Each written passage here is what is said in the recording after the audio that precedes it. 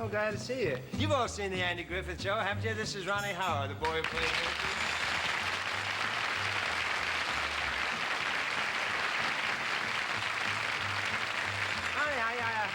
Listen, what are you doing here tonight? I'm not supposed to see you till tomorrow night. Tomorrow night? Yeah, I have to work tonight. I told Andy I'd watch you tomorrow night. See, Andy Griffith has an important date tomorrow night, so I told him I'd kind of babysit for Opie, you see. I'm sorry, Mr. Kaye, but it's tonight. No, I don't think so, Ronnie. I think it's tomorrow night. And I'm sorry, too, but I've got a show to do.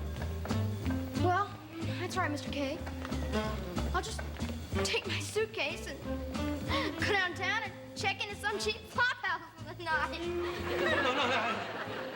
No, don't do that, Ron. I mean, gee, I don't want to be responsible for anybody going to Skid Row. I tell you what, why don't you go and sit down over there and watch the show, okay? Thanks, Mr. Kaye. I've never seen a variety show in person. Oh, it's just marvelous. I could have sworn it was tomorrow night. Isn't that funny? Yeah, I don't like to brag, but I don't forget important things. Well, anyway, we'll be right back after this word from... I know it's a word from somebody. From Television City in Hollywood, it's the Danny Kaye Show. With guest star Ronnie Howard. Featuring Susan Barrett.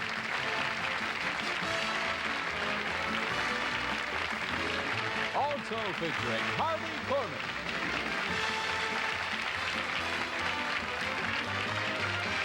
With Donna Butterworth. And Paul Weston and his orchestra. Ladies and gentlemen, Danny Kaye.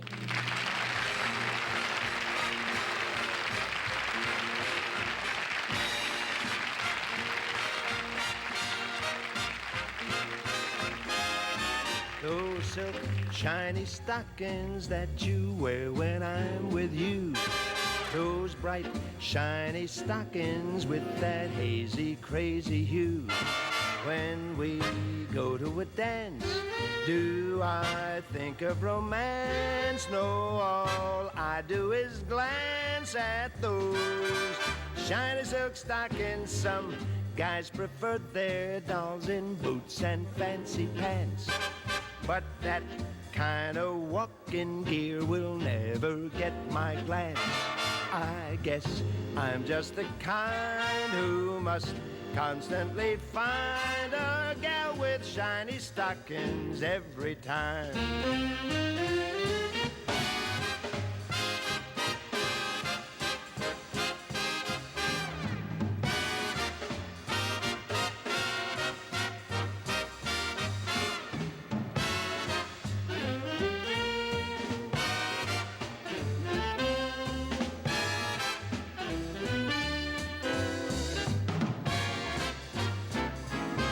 Some guys prefer their dolls in boots and fancy pants, but that kind of walking gear will never get my glance. I guess I'm just the kind who must constantly find a gal with shiny stockings. Ooh, love those shiny stockings. Give me a gal with shiny stockings every time.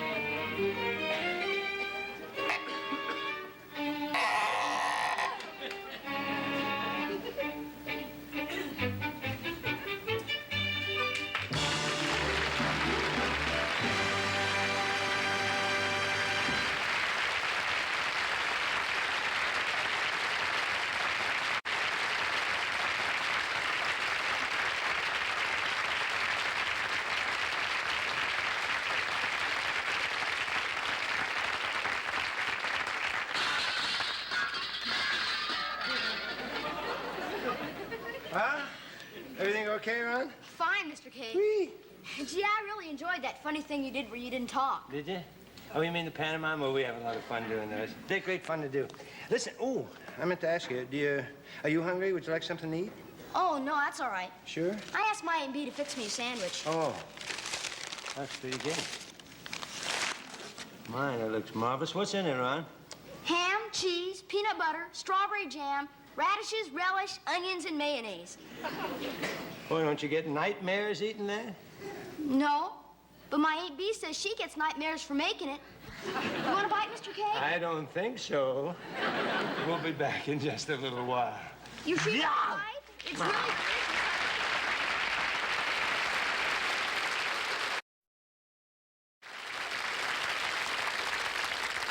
You know, it's always a great pleasure for me, having been around this business for such a very long time. It's a great pleasure to introduce a really new, fresh young voice. Ladies and gentlemen, the exciting Miss Susan Barrett.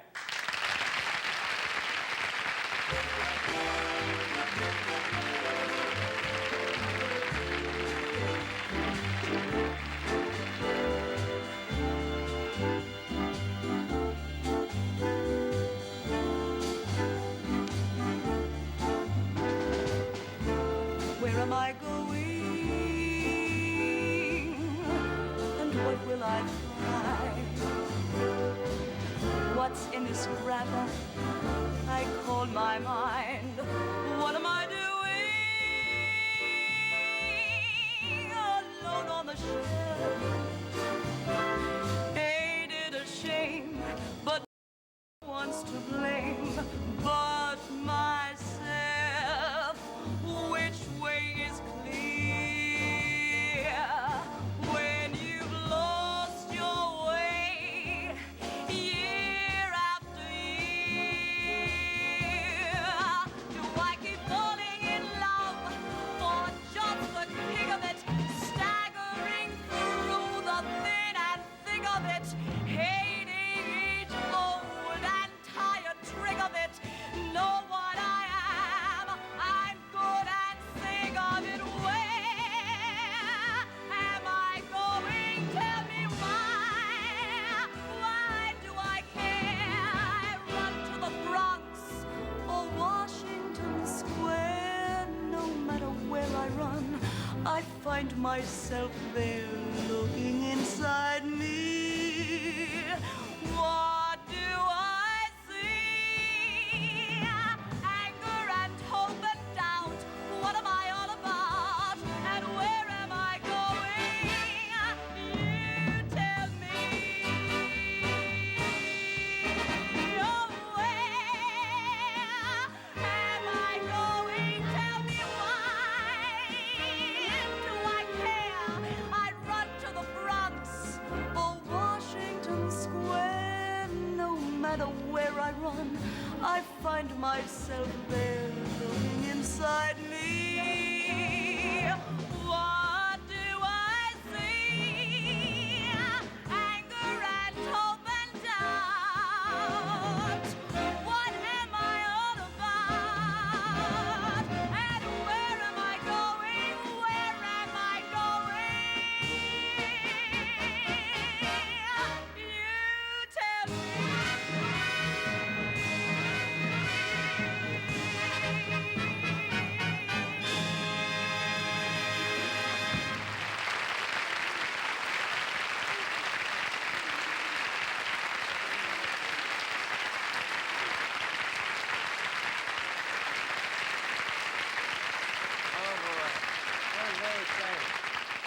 You know, I found in my travels that fairy tales are pretty much the same the world over.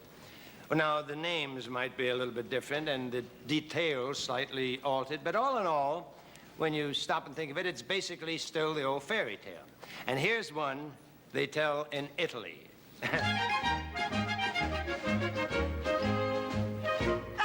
That's a nice music. I like that. Tonight, my little bambinos and bambinettes, your Uncle Dananino will tell you the story of a Snow White and the 7 Dwarfs, also known as Mama Leone and the 7 Little Meatballs. Once upon a time, there lived a beautiful young girl who was just born in the wood outside of Napoli. Oh, no, maybe you know her, eh? Napoli Wood?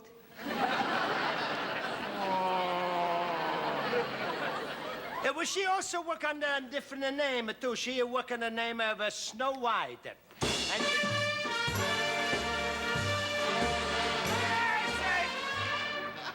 Are you crazy?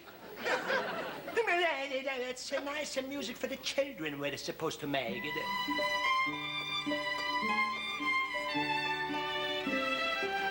That's nice. Grazie. One day, Snow White was walking in the wood when all of a sudden she came across the house where the dwarfs live. And the house was a mess.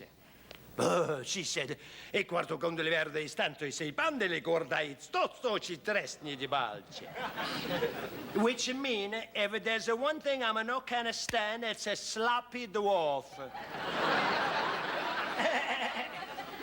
Ma Snow White was in a luck because the 7 little dwarfs just get up from sleep and they have their usual tiny little breakfast.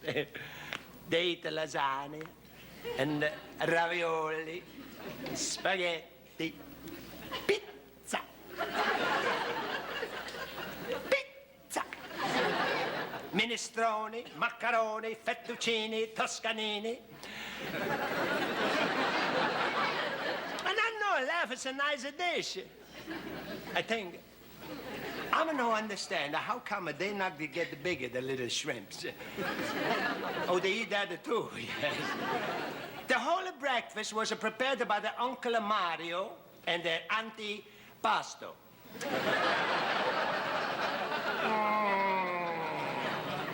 Ma the little dwarfs were very kind because they saved the best food for Snow White. They do. And it's food is a special cheese they buy on a local farm known as a Farmer John's Parmesan. That's a romantic, you know? Parmesan. Ma soon it was a time for the little devils to go to work, while Snow White, she remained behind to do the cleaning and the washing and the mending and the tidying. She remained behind to do the tanning and tie-dye thing. She did a nice job. While she was working, all of the animals from the forest, they come to the house and they talk to her. And Snow White talked to the animals. She loved to talk to the animals. And she crazy about talk to the animals. She was what we call in Italy a weirdo. Well, I tell you, and the animals like to talk back to her. They're nice. She talked with a Charlie chicken and a Peter duck, a Sally horse, and a Virginia wolf. Oh, my Virginia wolf, she was a bad talker when she talked with the Snow White. It's not nice. Meanwhile, somewhere in Sicily, the wicked witch was standing in front of the magic mirror. And the witch, she speak. Mirror, mirror. You like that, huh? That's my witch character. Mirror, mirror on the wall. Who is the fairest of them all? And the mirror answered back, compared to you, Ernest Borgnine.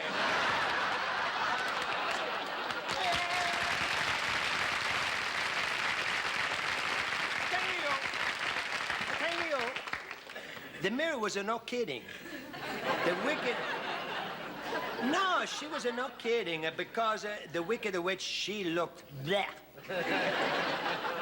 Her eyes were crossed, her hair was flying in all the different directions. She looked, her nose was a dash, she was a mess, she was a dilly. Come to think of it, I think she looked like a Phyllis dilly.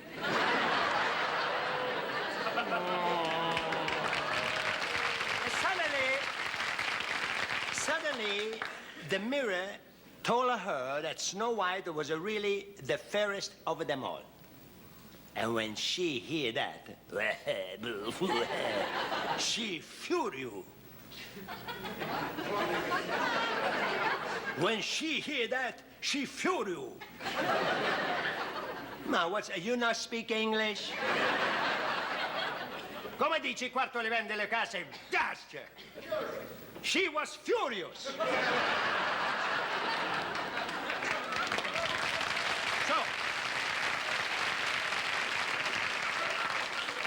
you have to excuse my English because I'm going to arrive here next week.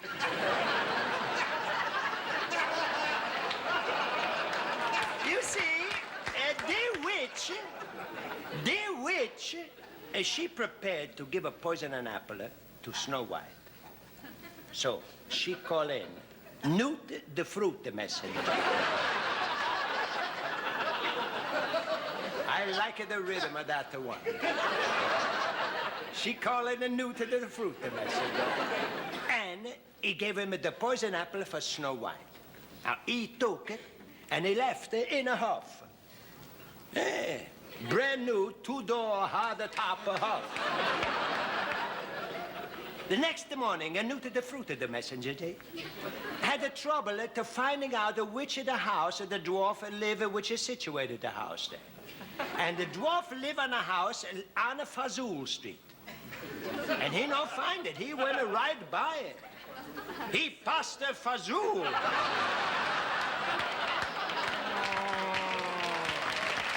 Ma. Finally, he find Snow White. And with a nice attitude, he give her the poison apple. And she took him. And she turned purple. Then blue. Then green. She got a fever. She had a cramps. The poor kid started to get sick. Snow White said, "Oh, this apple, it's delicious." And he said, "No, it's a Macintosh."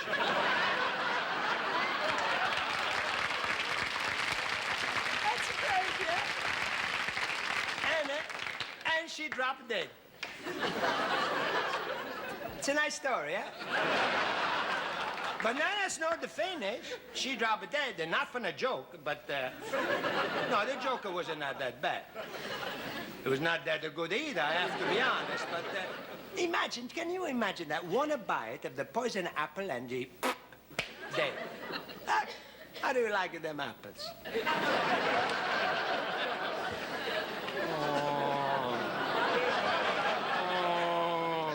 All together. Now softly. Little louder. Now short. Well,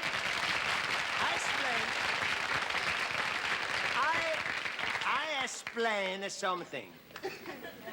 All of this time, a Prince Charming is riding on a white horse, and he come galloping to the house.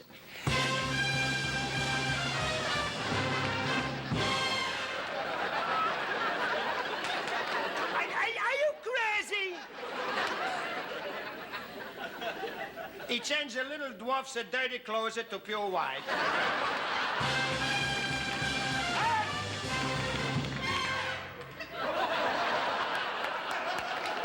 Let's have a little for the musician. Nice. Prince Charming, I tell you, Prince Charming, he got off of his horse and he made himself a sandwich. Because that was easy, because he already had the thoroughbred. I stand here unprotected.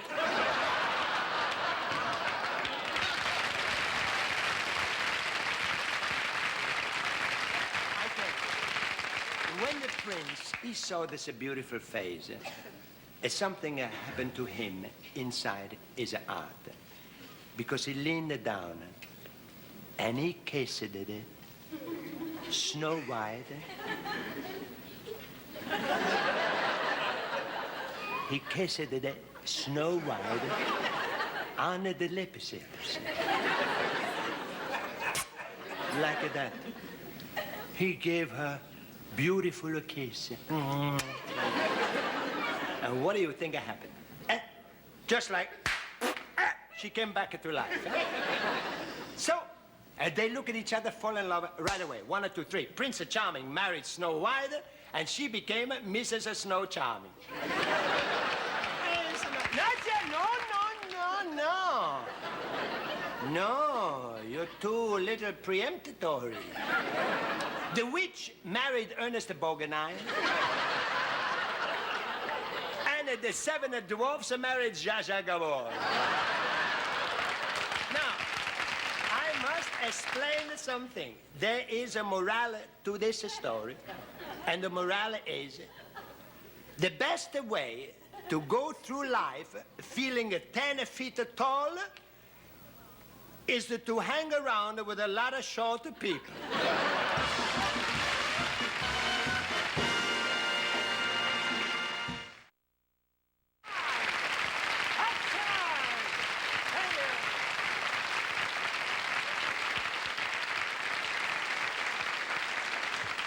Well, let me see what we got here.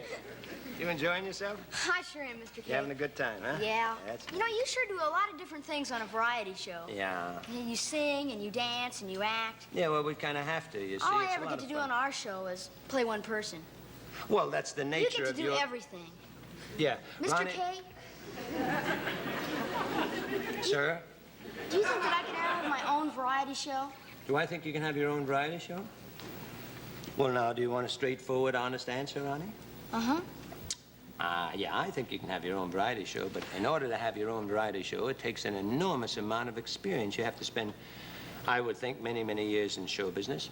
And more importantly, Ronnie, you have to be able to control every facet of the show. You have to be able to work with the writers and the musicians, the guest stars, the technicians.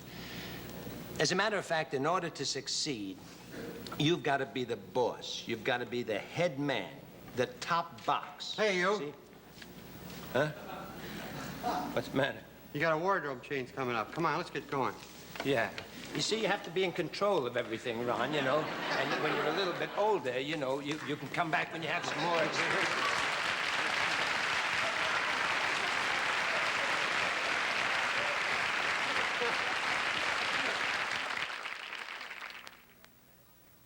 Now we'd like to present a dialectic composite picture. I sure wish I could have my own variety show. Well, Ronnie, I told you, I think maybe you can, but I think you're going to have to come back when you're a little older. But I am a little bit older.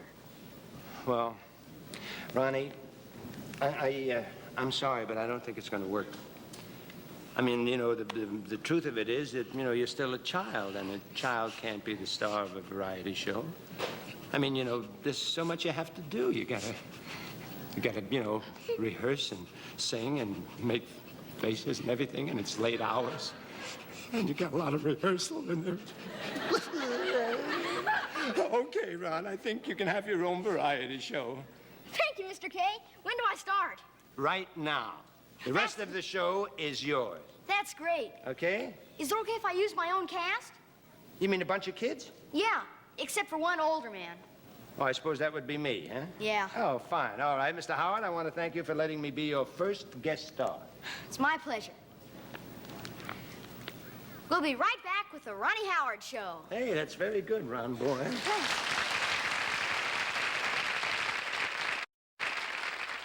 The Ronnie Howard Show with Ronnie's guest, Danny Kaye.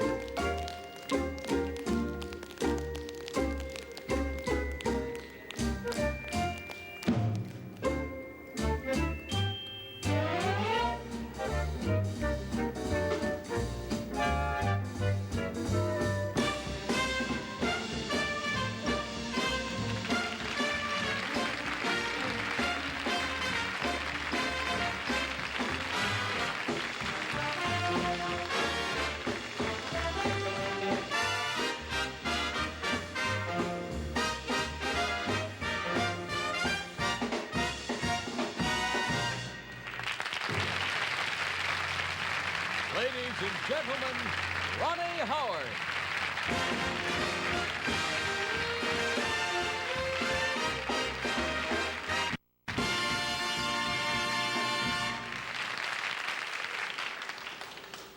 Good evening and welcome to the show.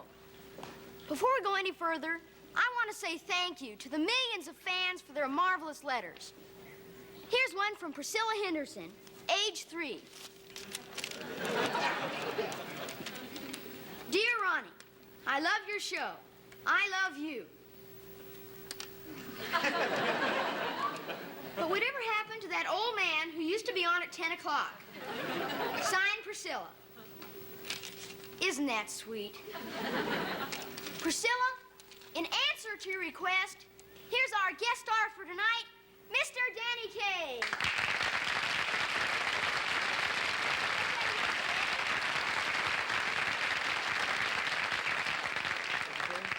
It's nice to have you with us, Danny. Well, thank you very much, Ronnie. It's very nice to be here. Danny, we all know you're a great traveler. In your travels around the world, did anything amusing ever happen to you? No. Well, it's been nice visiting with you, Danny. We'll see you later on.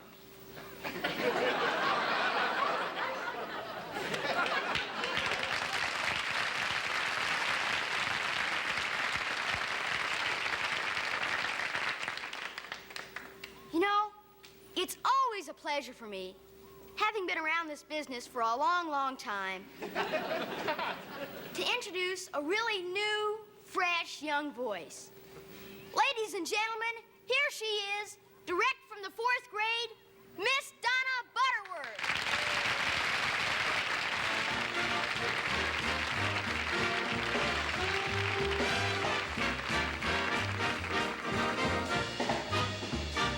I'm sitting on top of the world, just rolling along, just rolling along. I'm quitting the blues of the world, just singing a song, just singing a song. Glory, hallelujah, I just phoned the parson. Hey, par, get ready to call. Just like Humpty Dumpty, I'm gonna fall. Well, I'm sitting on top of the world, just rolling along, just rolling along. Round and round the world, I'd sing for you. I'd travel on, the hope is gone to keep this rendezvous. No, somewhere, sometime, somehow, you look at me and I would see the smile you're smiling now. It just could be in County Down, or in New York, in Waikiki, or even London town. And no need for me to go around the world, for I have found my world in you. Glory, hallelujah, I just phoned the parson. Hey, par, get ready to call. Just like Humpty Dumpty, I'm gonna fall. Well, I'm sitting on top of the world. I'm gonna keep on rolling, rolling along, as long as I can sing my song. I'm sitting on top of the world.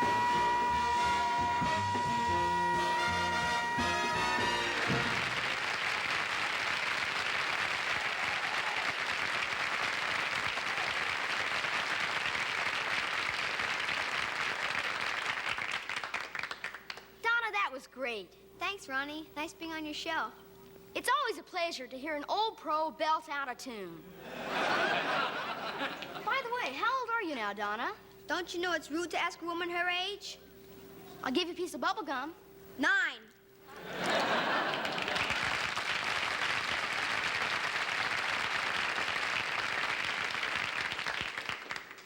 We'll be back in a moment with the second half of my show. My guest, Danny Kaye, will join me in an hilarious spoof on the current spy thrillers. I play the hero, Junior Bond. Now, just a minute, Ronald. In the spy sketch, I always play the hero. But you said this was my show. Ronnie. You said I had to be firm, strong, Ronnie. the top box. Ronnie. Look, you can play the villain. We'll make him a nice villain.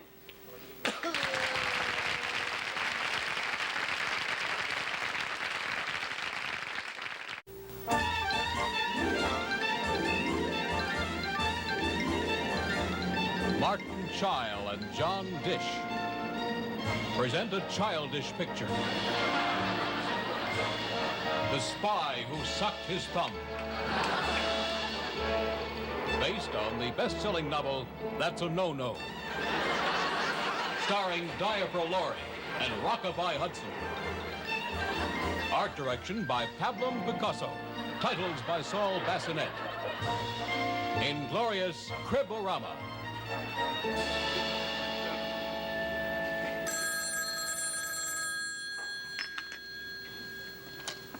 Hello? Escaped again? Good grief, that diabolical arch-fiend must be captured. There's only one man for this job. Send in England's greatest and most famous secret agent. Send in Junior Bond. Junior, just one kiss. I beg of you, you handsome devil-may-care He-Man. Oh, all right. But that's it for the week. Oh, thank you, Private. What's up, Chief? It's your old nemesis. You mean? Yes, But I thought... you're wrong. It can't be. It is. What are we talking about? Will you stop that, Junior? Sorry about that, old man. What's up? The world's greatest villain is on the loose again. You mean... Thunderhead? Precisely. What's he up to this time? He's invented a super ray gun that melts metal. His plan is to melt all the men's belt buckles in the whole world, causing their pants to fall down. You mean... he wants to embarrass the world to death? What? That's preposterous. That's the silliest plan that I've ever heard of.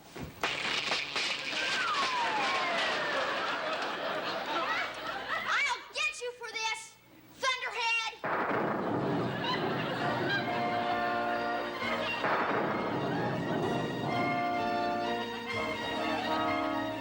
Hello.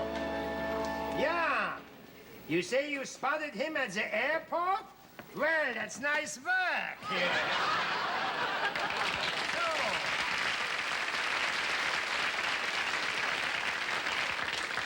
Junior Van thinks he can fool around with me, huh? Why don't he know that he's dealing with Thunderhead? Oh, boy, I gotta get that fixed every time I say Thunderhead. Oh, I got a headache. Listen, you don't worry about anything, Morris. I got some pretty rough boys on my own side. You don't have to worry. I will talk to you later, yes. All right, Otto, Fritz, Lefty, Killer Max, come in here. There we are. Men? What's up, Thunderhead? Boss, I forgot. Don't forget so much. You're giving me such a headache, you crazy crook, you. Listen, man, Junior Bond is on the way over here.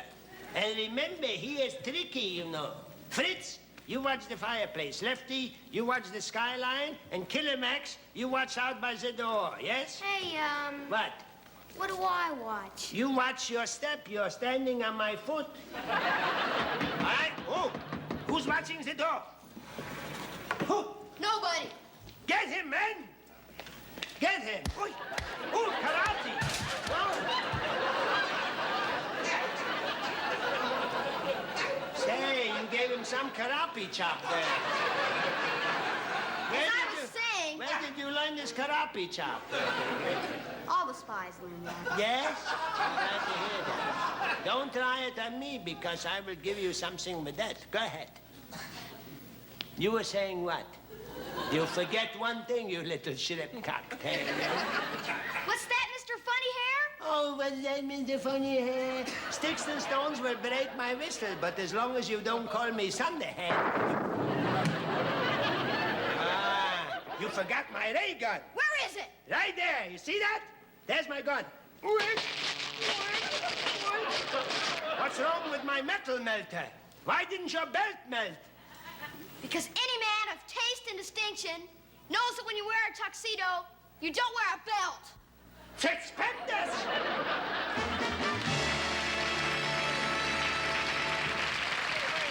Wait a minute.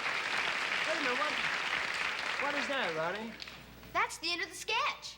Suspenders is the payoff line to the sketch? Yeah? Oh, no, but that's not funny, Ronnie. You've got to end the sketch with a big laugh. You see, the only thing that an audience will remember in any kind of...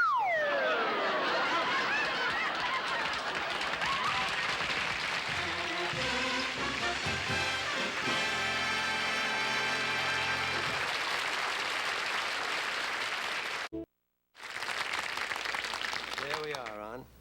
What do you think? Well, Mr. Kaye, I want to thank you. I think I would like to have my own variety show. Now, you sure that's what you want to do? Well, all right, but Ronnie, there's an awful lot of work attached to it, you know. Well, I don't mind that. Well, you may not mind it, but you have to rehearse your dances in the mornings, and you have to sing songs in the afternoon. Then you have to play the sketches in the late afternoon. Then you have music rehearsals at night. And, Well, I could have some afternoons off to go to the movies or play baseball, couldn't I? well, that's just the whole point. I don't think so. You see, because when you're doing this kind of a job, you know, it takes up all of your time, and you don't really have much time for any extracurricular activity. But if that's what you want, it's a lovely profession, and you think you'll get a great deal of fun out of it. But I think you can wait a little while, Ron. You've got plenty of time. If I were you, I'd be a boy just a little while longer. Why don't you sit down here for a minute, because I think I might be able to give you some advice. Now, it's great to be grown up. They'll tell you that, and it's great to be wise and very mature. It's great to be very smart, but I'm not sure. You gotta live life a little before you settle down. Go out and run through a countryside before you go to town. You've got plenty of time, so use the time for playing and fishing. You've only so many afternoons for hoping and wishing. And when there's a rainbow, you've just got to keep looking for the gold. It's harder to find it when you're older. Take every precious moment that life has to give, and then live life a little bit. Ronnie, you have to look for adventure in almost everything you do.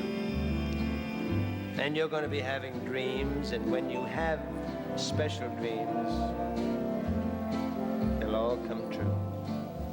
When you laugh at a clown, be sure your laugh is cheerful and funny. Whenever you see that clown again, he's never as funny. It's very important, Ronnie. It's very important to be just the boy you are. 'Cause you can't know the man you'll be tomorrow. So find all the sweet surprises the world has to give, and then love life a little and live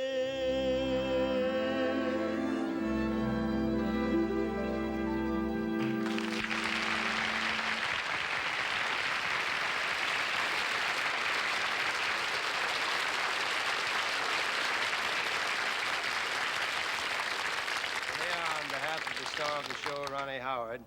I'd like to thank his guests, Susan Barrett, Donna Butterworth, Harvey Korman, and Clint Howard. Before we go, I'd like you to read this item from World Auto magazine. There's a famed auto engineer called Wilhelm Gerlich, and he has finally discovered a way to stop the noise inside your car. The moment the noise begins, put your hand over her mouth. Good night.